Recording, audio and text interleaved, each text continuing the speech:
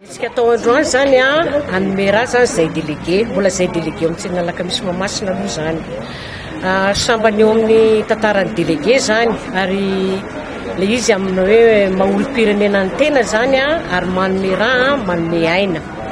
Dia nanao zao hetsika zao zany zahay mba ho fanampiana andreo mpiarabelona ary voasatatra Mbavarano izao.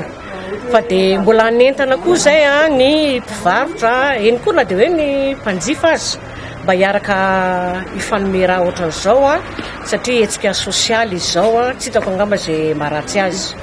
Dia ny fanirinay koa zany hoe ny délégué amin'ny tsena eto Antananarivo dia mba maniry koa zay hoe mba manao hetsika toy izao satria vonjyaina io. Antony anankiray koa zany tena nahatonga anay hoe hanao le hetsika tamin'ny nisy investituran'ny président tamin'ny voalohany iny dia nisy mpivarotra teo amin'ny tsena Mahamasina Alakamisy maty dia mila raha dia anisany hoe nahatonga anay koa hoe tokony hanao an'izany. Tsy sanatria maniry roa zao izy mpivarotra ho trakan'izany indray akory fa mba manome raha zany zay dia efa misy anjara biriky omenay délégué zany.